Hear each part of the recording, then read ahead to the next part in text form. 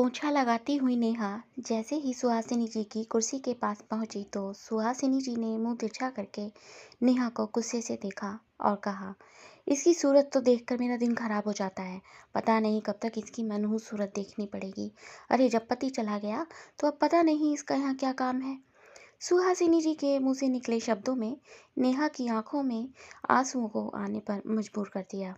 तो सुहासिनी जी आंसू देखकर धीरे से बड़बड़ाई, बस अब रोना शुरू कर देगी जैसे कहीं की राजकुमारी है। और मैंने क्या गलत कह दिया? अरे मेरा बेटा गया है इसके कारण। एक माँ के दिल से तो पूछो जो बेटे के जाने के बाद रोज बहू के मनहूस चेहरे को देखती है। नेहा उनकी बातें सुनकर बार बार अपनी साड़ी के पल्लू से आंसू पोंछ रही थी। तभी सुहासिनी जी के पति और नेहा के ससुर विनोद जी टहल कर आए तो सुनकर गुस्से से बोले, सुहासिनी क्यों मौका ढूंढती रहती हो इस बेचारी को सुनाने का? वो तो पहले ही हालात की मारी है। अरे सोचो उसने अपना पति खो दिया है शादी के चंद महीनों बाद ही।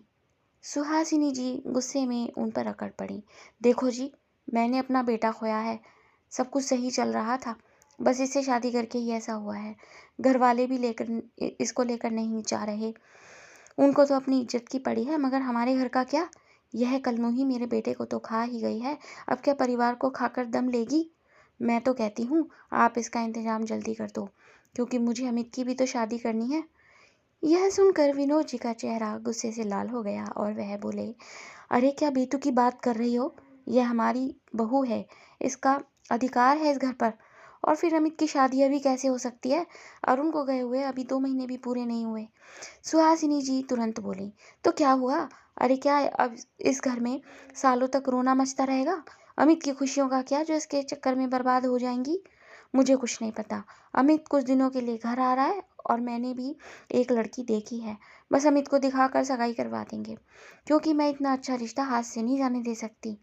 उनकी यह बात सुनकर पीछे से आती हुई उनकी बेटी नीतू उछलते हुए बोली, क्या मम्मी, अमित भैया के लिए लड़की देख ली? चलो अब कुछ तो अच्छा होगा इस घर में। नई भाभी आएगी तो कम से कम कुछ चहल पहल तो होगी। कम से कम शॉपिंग करके कुछ राहत मिलेगी। इस बार तो मैं कोई कमी नहीं छोड़ूंगी। उसकी बात सुनकर सुहासिनी जी मुस्कुरा दी, मगर विनोद जी की आंखों में जैसे अंगारे तैरने लगे। उधर पोंछा लगाती हुई नेहा अपनी सुबकियां नहीं रोक सकी और पोंछा और बाल्टी उठाकर बाथरूम में चली गई। वह बाथरूम में अंदर बंद थी और बाहर से विनोद जी के चिल्लाने की आवाज़ आ रही थी। पता नहीं और क्या दिन देखना पड़ेगा इस घर में। बड़े बेटे की आत्मा को शांति भी नहीं हुई होगी और तुम छोटे बेटे की शादी के ख्वाब देख रही हो। और नीतू, तुझे तो बड़े भाई के जाने का कोई दुख ही नहीं है, नहीं तो तुझे शादी की इतनी खुशी नहीं होती। अरे उसका कोई दुख कोई क्यों नहीं समझता? तुमने देखा नहीं कि वो रोते हुए यहाँ से चली गई? अरे तुम लोग शादी को लेकर खुश हो रहे हो, मगर ज़रा अमित से पूछो, वह तो अपने भाई से बहुत प्यार करता था। वह बिल्कुल अभी शादी के लिए तैयार नहीं होगा। विनोद जी की बात सुनकर सुहासिनी जी ने भी ऊंची आवाज में कहा, उसको तो मैं मना लूंगी, लेकिन तुम चुप रहना। और अगर तुम चुप नहीं रहे तो याद रखना, मैं इसको धक्के देकर घर से निकाल दूंगी। काम की ना काज की, दुश्मन अनाज की। यह सुनकर बाथरूम के अंदर बैठी हुई नेहा का दिल धक से रह गया। तुरंत उसका रोना छूट पड़ा। उसे अपने पति की याद आने लगी जिसके साथ उसने 6 महीने गुजारे थे। उसे वह आखिरी पल याद आने लगे जब उसका पति अरुण छुट्टी के बाद ड्यूटी पर वापस जा रहा था। अरुण एक फौजी था जो वापस लौटने के बाद कभी फिर वापस नहीं आया। नेहा को वह पल याद आने लगा जब उसने अरुण के जाने से पहले रोते हुए कहा था कि अब आप कब आएंगे, मेरा तो आपके बिना मन ही नहीं लगता। तो अरुण ने उसके आंसुओं को पोंछते हुए कहा था, अरे पहले मुझे पहुंचने तो दो नेहा। इस बार तुम्हारे जाते ही तुम्हारे रहने का इंतजाम कर लूँगा, क्योंकि तुम्हें अपने साथ रखने की परमिशन तो मुझे मिल गई है। बस क्वार्टर मिल जाने दो। अभी तो दूसरे फौजियों के साथ रहना पड़ता है। रहा तो मुझसे भी नहीं जाता तुम्हारे बिना। बस पहुंच जाऊं, फिर जाते ही फ़ोन करूंगा और तुम्हें बुला लूंगा। लेकिन नेहा के लिए वह पल आखिरी ही रह गया, क्योंकि अरुण पहुंचा ही नहीं। जिस ट्रेन से वह जा रहा था वह पटरी से उतरकर पलट गई और बहुत सारे लोग मारे गए, जिसका दोष अब तक नेहा को दिया जा रहा था। नेहा के दुख का किसी को अंदाजा नहीं था कि इतनी जल्दी विधवा होने का दुख क्या होता है। अभी तो जिंदगी ठीक से शुरू ही नहीं हुई थी। पति की यादों में डूबी नेहा एकदम से कांप गई। जब सुहासिनी जी की बाहर से आवाज़ आई, अरे जब रो रो कर नदी नाले भर देगी क्या? मेरा भाई आ रहा है भाभी के साथ, जल्दी से नाश्ता खाना तैयार कर दे और 2 मिनट में बाहर आ जा, वरना तेरा वो हाल करूंगी कि तेरे फरिश्ते याद रखेंगे। सुहासिनी जी की बातें सुनकर नेहा का दिल कांप गया। उसे सुहासिनी जी का वह थप्पड़ याद आ गया जब गलती से उसने चाय में 2 बार चीनी डाल दी थी। तब एक घूंट पीते ही चाय को उसके मुंह पर फेंक मारा था, जिससे वह जलन के मारे बिलबिला उठी थी और तुरंत ही ऐसा थप्पड़ मारा था कि वह जमीन पर गिर पड़ी थी। नेहा वह सब याद आते ही अपना मुंह धोकर डरते हुए बाथरूम से निकली और सुहासिनी जी के पास जाकर बोली, मम्मी जी खाने में क्या बनाना है? तभी वहां पर बैठी हुई उसकी ननद नीतू बोली, भाभी कढ़ाई पनीर और दाल मखनी बना लो, साथ में दाल की कचौरी भी बना दो, रायता तो जरूर बनाना और साथ में चावल भी। तभी सुहासिनी जी बोली, अरे कटहल के कोफ्ते भी बना लो, मेरे भाई को बहुत पसंद है।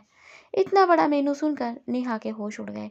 पीछे से आकर विनोद जी ने कहा, अरे बेचारी को इतना बड़ा मेनू दे दिया, खाने का शौक है तो बनाने का भी रखो। इस बेचारे पर इतना काम क्यों लाद देते हो? वो तो पहले ही परेशान है, और सुहासिनी तुम्हारा भाई आ रहा है तो इस बेचारी को क्यों तंग कर रही हो? फिर तो सुहासिनी जी जोर से चिल्लाई, देखो जी बहुत हो गया आपका, पहले मुझे ये बताओ कि यह सब चल क्या रहा है? बहू का इतना पक्ष क्यों लिया जा रहा है? कहीं तुमने इस पर डोरे तो नहीं कहीं इसने तुम पर डोरे तो नहीं डाले? इससे पहले कि विनोद जी कुछ कहते नीतू बीच में बोल पड़ी, हाँ मम्मी, पति के जाने के बाद अब सहारा ढूंढ रही होगी। आपने देखा नहीं कि पापा की एक आवाज़ पर आ जाती है और आपकी आवाज़ पर रोना निकलने लगता है भाभी का। अब तो विनोद जी से रहा नहीं गया और उन्होंने नीतू के गाल पर थप्पड़ मार दिया। उन्होंने दहाड़ कर कहा, सोचा नहीं था कि तुम इतनी गिर जाओगी दोनों। अरे उस बेचारी पर तो कलंक लगा ही दिया और साथ में मुझ पर भी। छी है तुम पर। अरे वो मेरी बेटी बनकर मेरा ख्याल रखती है तो तुम्हें लग रहा है कि वो डोरे डाल रही है? शर्म करो सुहासिनी। जब नीतू शादी के बाद अपने ससुर की सेवा करेगी तो तब भी तुम यही कहोगी? खैर नीतू को तो तुमने ऐसे संस्कार दिए ही नहीं है कि वो ससुर को बाप समझ ले। सुहासिनी जी विनोद जी की बात सुनकर गुस्से से तमतमा गई। मेरे संस्कारों पर उंगली मत उठाइए। मुझे नहीं चाहिए ऐसी बहू जो सिर्फ ससुर से ही रिश्ता निभाती हो। सस सुहासिनी जी की बात सुनकर विनोद जी दांत पीस कर रह गए। तुम्हारे मुंह लगना ही बेकार है। तुम्हारी सोच कभी बदल नहीं सकती सुहासिनी। दुख तो इस बात का है कि मैं उस बेचारी के लिए कुछ नहीं कर पा रहा हूँ। इतना कहकर विनोद जी अपने कमरे में जाकर बैठ गए और रसोई में खाने की तैयारी करती नेहा भगवान से कहने लगी, भगवान कोई तो रास्ता दिखाइए। अपना परिवार छूट गया और अब पति भी। नेहा शाम तक खाना बनाती रही। उसे एक पल के लिए भी सांस लेने की फुर्सत नहीं मिली। बीच बीच में कभी नीतू तो कभी सुहासिनी जी की आवाज़ आती रही। कभी नीतू मैगी बनाने के लिए कहती तो कभी सुहासिनी जी चाय के लिए। एक पैर पर खड़ी होकर बेचारी सब काम करती रही, क्योंकि अब सहारे के नाम पर तो केवल इस घर की ही छत थी। रात को सुहासिनी जी के भैया भाभी आए और उनके आते ही नेहा चाय नाश्ते की तैयारी में लग गई। सुहासिनी जी की भाभी ने कहा, अरे दीदी, उस बेचारी से इतना सब करवाने की क्या जरूरत थी? तो सुहासिनी जी ने तिरछा मुंह करके कहा, अरे काम में लगाकर नहीं रखूंगी तो ये बैठकर सारा दिन रोती रहेगी। अब मैं हर वक्त इसका रोता चेहरा तो नहीं देख सकती। यह सुनकर सुहासिनी जी की भाभी चुप रह गई। हर कोई नेहा पर होता अत्याचार देख रहा था, मगर किसी का साथ शायद उसके नसीब में ही नहीं था। दिन गुजर रहे थे और ऐसे ही एक हफ्ते बाद उनका छोटा बेटा अमित कुछ दिनों की छुट्टी पर घर आ गया। उसके आते ही नीतू ने कहा, भैया मेरा गिफ्ट तो लाए हो ना? तो विनोद जी ने कहा, अरे उसे सांस तो लेने दे। तभी नेहा ट्रे में पानी लेकर आई तो सुहासिनी जी ने उसके हाथ से पानी की ट्रे छीनते हुए कहा, इधर ला। मेरा एक बेटा तो चला ही गया, दूसरे पर तेरी परछाई भी नहीं पड़ने दूंगी। विनोद जी तो देखते ही रह गए। नेहा की आंखें भर आईं और वह तुरंत रसोई में चली गई। उसके जाते ही अमित ने कहा, मम्मी जी आपको भाभी से ऐसी बात करने की क्या जरूरत थी? अरे ट्रेन पलट गई तो भाभी की क्या गलती है? उसमें केवल भैया ही नहीं गए बल्कि कितने सारे लोग मारे गए। तो सुहासिनी जी गुस्से में बोली, अरे इसे ही तो बुरी परछाई कहते हैं कि उस ट्रेन में तेरा भाई भी था, वरना मेरे बेटे की किस्मत इतनी बुरी नहीं हो सकती। विनोद जी ने ठंडी सांस भरते हुए कहा कि अमित, तेरी माँ की सोच कोई नहीं बदल सकता। किस इसने अपनी सोच के कारण उस बेचारी पर कितने जुल्म ढा रखे हैं जो तू सोच भी नहीं सकता। सुहासिनी जी तुरंत बोली, मेरे बेटे के कान भरने की कोशिश मत करो आप। अमित, अब तू आया है तो जो लड़की मैंने तेरे लिए देखी है उससे मिलकर जाना, बल्कि मैं तो कहती हूँ सगाई करके जाना। उससे अच्छी लड़की तेरे लिए नहीं मिल सकती। अच्छा दान दहेज मिल रहा है और साथ में गाड़ी भी। सब लोगों को सोने से लाद देंगे उसके माँ बाप। यह सुनकर तो अमित बहुत चक्का रह गया। अरे मम्मी, आप शादी कर रही हो या मुझे बेच रही हो? और आपको कैसे पता कि वो मेरे लिए सही है? मैंने तो उसको देखा भी नहीं है। और वैसे भी अभी शादी नहीं हो सकती, क्योंकि अभी भैया को गए 1 साल भी नहीं हुआ है। अगर मुझे पता होता कि मेरे आते ही आप मुझसे शादी की बात करोगी तो मैं आता ही नहीं। इतना कहकर अमित गुस्से में उठकर अपने कमरे में चला गया। लेकिन अमित की बातें सुनकर विनोद जी को तसल्ली हुई, क्योंकि उन्हें इसी बात का अनुमान था कि अमित कतई राजी नहीं होगा।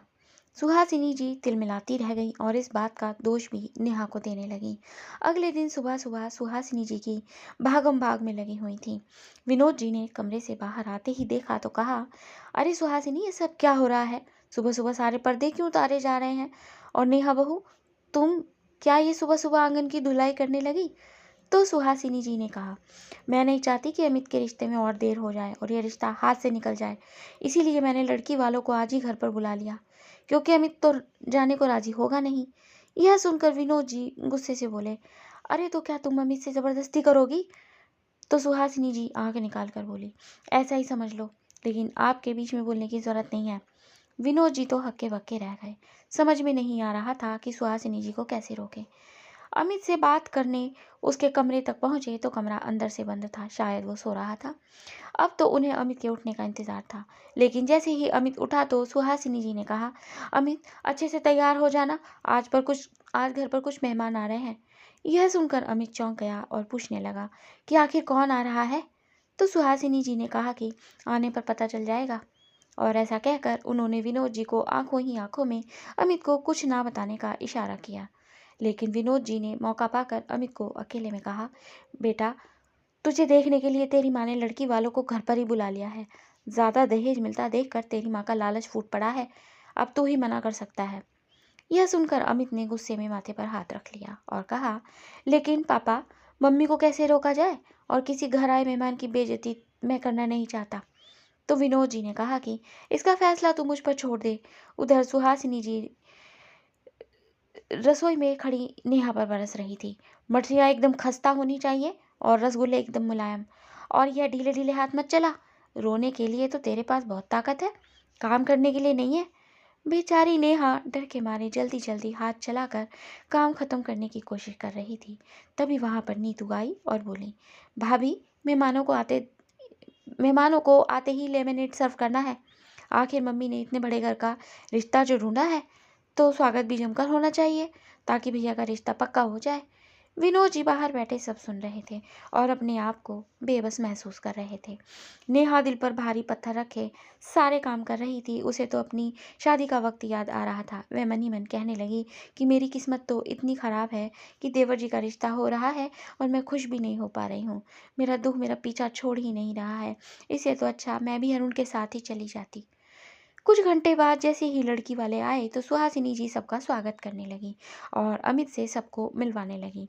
जैसे ही नेहा ट्रे में सबके लिए ठंडा ठंडा लेमनेड लेकर आई तो वह सुहासिनी जी ने सबके सामने कहा, तुझे आने की क्या जरूरत थी अपना मनुष्य चेहरा लेकर? अरे, यहाँ पर विधवा औरतों का कोई काम नहीं है, चल तू अंदर जा। सबके सामने ऐसे शब्दों ने नेहा के दिल को जला कर रख दिया और सामने बैठे विनोद जी की तो आत्मा ही रो पड़ी, क्योंकि आखिर वह उनके बेटे की विधवा ही तो थी। विधवा होने का दुख तो वही जानती थी जिस पर सुहासिनी जी ने नमक छिड़क दिया था। अपनी माँ के कड़वे शब्द सुनकर अमित की आंखों में आंसू भर आए। उसे लगा कि जैसे यह अपमान उसकी भाभी का नहीं बल्कि उसके भाई का किया गया है। सुहासिनी जी बार बार रसोई में जाकर नेहा से अपमान भरी बातें कर रही थी और नीतू के साथ नाश्ता लेकर बाहर आ जाती। अमित यह सब कुछ देख रहा था। अमित ने सबके सामने कह दिया कि मैं सोचकर बताऊंगा, मैं इतनी जल्दबाजी में हाँ नहीं कह सकता। लेकिन सुहासिनी जी ने सबके सामने ही अमित से कहा, अरे बेटा, सब कुछ सामने है तो अब क्या सोचना है? इतना अच्छा परिवार और लड़की ने फिर नहीं मिलेगी। समधन जी अभी के अभी सगाई कर देते हैं। विनोद जी बीच में कुछ बोलने को हुए, मगर सुहासिनी जी ने उनका हाथ दबाकर कहा, अरे समधन जी, सोच क्या रही हैं? हमें तो मंजूर है। लड़की की माँ तुरंत उठ खड़ी हुई और अमित के हाथ में 1 लाख का चेक रखते हुए कहा, बेटा, आज तो तुम्हें यह शगुन के रूप में दे रही हूँ। 2 दिन बाद सगाई रखते हैं। 1 लाख का चेक देखते ही सुहासिनी जी और नीतू की आंखें चौड़ी हो गईं और दोनों खुश होते हुए एक दूसरे का चेहरा देखने लगी। सुहासिनी जी सबके साथ हंसकर बातें करती रहीं और अमित चाहते हुए भी कुछ नहीं कह पाया। सबके जाने के बाद सुहासिनी जी ने अंदर आते हुए कहा, मुझे तो अब जाकर तसल्ली हुई है। आखिर मेरे अमित का इतना बढ़िया रिश्ता हो गया। बस अब ऐसे ही नीतू के लिए भी कोई बड़ा रिश्ता मिल जाए। तो नीतू तुरंत बोली कि तो चलो मम्मी, आज इस बात पर बाहर से खाना मंगवाते हैं। भैया, आपकी सगाई पक्की हुई है, कम से कम ट्रीट तो दे दीजिए। अमित ने तुरंत खाना ऑर्डर कर दिया और नेहा ने सारा खाना टेबल पर लगा दिया, मगर नेहा के लिए खाना नहीं बचा। अमित ने कहा कि भाभी, आपके लिए तो कुछ भी नहीं बचा, आपको अपने लिए थोड़ा रख लेना चाहिए था। तो सुहासिनी जी ने कहा कि अरे, ये खाकर क्या करेगी, मेरा बेटा तो खा ही चुकी है, इसे खाना खाने की क्या ज़रूरत है, यह दावतें इसके लिए नहीं है, विधवाओं को इतने स्वाद की ज़रूरत नहीं होती। अपनी माँ की बात सुनकर तो अमित पत्थर सा खड़ा रह गया। तभी विनोद जी ने अमित को छत पर आने का इशारा किया। तो अमित अपनी माँ से बोला, मम्मी, मैं छत पर थोड़ा सा टहलने जा रहा हूँ। इतना कहकर वह छत पर चला गया। तो उसके आते ही विनोद जी ने कहा कि अमित, अब यह सब रोकना पड़ेगा। तो अमित ने कहा, पापा, मुझसे तो भाभी की हालत देखी नहीं जा रही। उनके दुख को किनारे रखकर हम घर में खुशी मनाने की सोच भी कैसे सकते हैं। आज मम्मी ने सबके सामने उनके साथ कितना बुरा बर्ताव किया। अगर वह लड़की घर में आ गई तो वह भी भाभी के साथ वही करेगी। मुझे पहले हमें भाभी के बारे में सोचना चाहिए। तो विनोद जी ने कहा कि मैंने सोच लिया है कि क्या करना है, बस तुझे साथ देना पड़ेगा। तो विनोद ने कहा तो अमित ने तुरंत कहा कि हाँ पापा, भाभी की भलाई के लिए तो मैं हमेशा साथ हूँ। इसके बाद विनोद जी ने उसको धीमी आवाज में कुछ समझाना शुरू किया, जिसको सुनकर अमित हक्का बक्का सा रह गया। समझ में नहीं आ रहा था कि वाकई यह भलाई का काम है या किसी बगावत का। दोनों बाप बेटे नीचे आ गए और अपने अपने कमरों में जाकर सो गए। उधर नेहा अपने कमरे में बैठकर रो रही थी। उसे तो सबके सामने कहे गए सुहासिनी जी के तीखे कड़वे शब्द याद आ रहे थे। पति के जाने के बाद क्या इज्जत रह गई थी उसकी, यह सोचकर उसका दिल टूट रहा था और वह रोती जा रही थी। सारी रात रोते रोते निकल गई और सवेरा हो गया। उधर सुहासिनी जी सुबह सुबह उठी तो रसोई में नेहा को न पाकर जोर से चिल्लाई, अरे, अभी तक कल की थकान उतर रही है क्या? अपने आप उठकर आएगी या मैं कमरे से खींच कर लाऊं? मुझे 5 मिनट में चाय चाहिए। सुहासिनी जी चिल्लाई, मगर नेहा निकलकर नहीं आई। तो वह खुद ही दनदनाते हुए उसके कमरे में पहुंची, लेकिन कमरे का दरवाज़ा खुला हुआ था और कमरे में कोई नहीं था। सारे घर में ढूंढा मगर नेहा नहीं थी। वह तुरंत अमित के कमरे में गई तो अमित भी अपने कमरे में नहीं था। उन्होंने तुरंत विनोद जी को फ़ोन किया, जो कि इस समय टहलने निकल जाते थे, लेकिन घंटी जाती रही और विनोद जी ने भी फ़ोन नहीं उठाया। सुहासिनी जी डर गई और उन्होंने हड़बड़ाते हुए नीतू को उठाया। अरे नीतू, तेरी भाभी घर में नहीं है और अमित भी अपने कमरे में नहीं है, यहाँ तक कि तेरे पापा भी फ़ोन नहीं उठा रहे हैं। पता नहीं ये तीनों कहाँ हैं। तो नीतू आँख मसलते हुए उठी और बोली, अरे मम्मी, पापा और भैया साथ में टहलने गए होंगे, बात कर रहे होंगे, इसलिए आपका फ़ोन नहीं उठा रहे होंगे। और भाभी के मायके फ़ोन करके देखो, क्या पता वहीं चली गई हो, क्योंकि यहाँ पर तो उन्हें काम करना पसंद ही नहीं है ना। सुहासिनी जी ने तुरंत नेहा के मायके में फ़ोन लगाया और नेहा के बारे में पूछा। तो नेहा की मम्मी ने कहा कि नहीं बहन जी, यहाँ तो नहीं आई, आप ढूंढिए मेरी बेटी को, मुझे तो फिक्र हो रही है। तो सुहासिनी जी ने अकड़ कर कहा, जब से मेरा बेटा गया है तब से यही नखरे आपकी बेटी के, और आज तो वह घर से ही गायब हो गई। हमें क्या पता किसके साथ भाग गई। आप ही ढूंढिए अपनी बेटी को, हमें तो ऐसी बहू नहीं चाहिए। नेहा की माँ सुहासिनी जी का ऐसा उल्टा जवाब सुनकर रोने लगी। इधर सुहासिनी जी और नीतू विनोद जी के वापस आने का इंतजार करने लगे। 3 घंटे बीत चुके थे, मगर ना तो वह फोन उठा रहे थे और ना ही उनका कोई अता पता लग रहा था।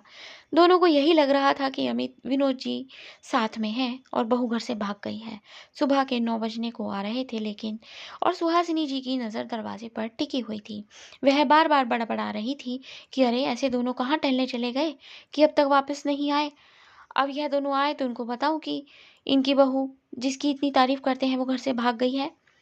अब यही बदनामी करवानी रह गई थी हमारी। पता नहीं यह मनूस हमारे घर साथ क्या करके छोड़ेगी। जैसे ही घड़ी में 9:30 बजे तो सामने से विनोद जी आते नजर आए। उनके माथे पर तिलक लगा हुआ था, जिसे देखकर सुहासिनी जी जोर से चिल्लाई, 3.5 घंटे से गायब हो, और ये क्या, हम यहाँ फिक्र कर रहे हैं और तुम मंदिर तिलक लगाकर मंदिर घूम रहे थे। इतना कहकर विनोद जी के पीछे देखने लगी और जब अमित नजर नहीं आया तो बोली, अमित कहाँ है? वो तुम्हारे साथ ही गया था ना? तुम्हें पता भी है बहू भाग गई। कब से फोन कर रही हूँ तुम्हें, लेकिन तुम फोन भी नहीं उठा रहे थे। विनोद जी ने सुहासिनी जी पर गहरी नजर डाली और सख्त आवाज में बोले, वो भागी नहीं है। यह सुनकर सुहासिनी जी का चेहरा तमतमा गया। अच्छा, तो इसका मतलब तुम्हें पता है कि वो कहाँ है? नीतू भी तुरंत बोली, पापा आपको पता है तो बताते क्यों नहीं ये सब क्या चल रहा है, और भैया कहाँ है? तभी विनोद जी ने पीछे मुड़कर आवाज दी कि अमित अंदर आ जाओ। यह सुनते ही सुहासिनी जी और नीतू की निगाह तुरंत दरवाजे पर चली गई, जहां से अमित नेहा का हाथ पकड़कर अंदर आ रहा था। दोनों के गले में माला थी और नेहा ने दुल्हन का जोड़ा पहना हुआ था। दोनों के माथे पर तिलक देखकर सुहासिनी जी को समझते देर नहीं लगी कि क्या हुआ है, और वह अपने पति की तरफ देखकर लगभग दहाड़ पड़ी। यह सब क्या हुआ है? और अमित, तू इसका हाथ पकड़कर क्यों आ रहा है? कहाँ थे तुम लोग? क्या किया है तुमने? यह सुनते ही विनोद जी बोले, तुम सही समझ रही हो सुहासिनी। अमित और नेहा की शादी हो गई है और अब यह पति पत्नी है। तुम्हारी आंखों में खटकती थी यह लड़की जो कि तुम्हारे ही बड़े बेटे की पत्नी थी। बेटा भगवान के पास चला गया तो तुमको इस पर अत्याचार करते जरा भी शर्म नहीं आई? यह कहते कहते विनोद जी की आवाज ऊंची हो गई तो सुहासिनी जी ने अमित के दोनों कंधे पकड़कर कहा, यह सब क्या है अमित? मैं नहीं मानती ये शादी। मुझे पता है कि इसने तुझ पर भी जादू चला दिया, जैसे तेरे पापा को अपने बस में किया है। अरे कुछ तो सोचा होता। मैं लड़की वालों को अब क्या जवाब दूंगी? अरे 1 लाख का चेक दिया था। और इतना कहकर सुहासिनी जी ने नेहा का हाथ पकड़कर उसे बाहर के दरवाजे की तरफ खींचा तो अमित ने तुरंत नेहा को अपनी तरफ खींच लिया और बोला, मम्मी कोई जादू नहीं किया है नेहा ने, और चेक वापस कर दो क्योंकि मैं बिकाऊ नहीं हूँ। तभी नीतू भी गुस्से में बोली, भाभी आपको शर्म नहीं आई जो अपनी देवर से शादी रचा ली? अरे लोगों की तो शर्म करती। तभी सुहासिनी जी चिल्लाकर बोली, देखो तो कैसे नाम से बुला रहा है इसको। आज ये भाभी से नेहा हो गई, हाथ पकड़कर खड़ा हुआ है इसका। नेहा रोते हुए कहने लगी कि मम्मी जी यह सब मैं करना नहीं चाहती थी, मगर पापा जी चाहते थे। तब विनोद जी बोले, सुहासिनी यह सब तुम्हारे कारण हुआ है, क्योंकि तुमने इस लड़की को एक भी दिन चैन से जीने नहीं दे रही थी। पति के जाने के बाद आखिर इसका कौन था इस घर में?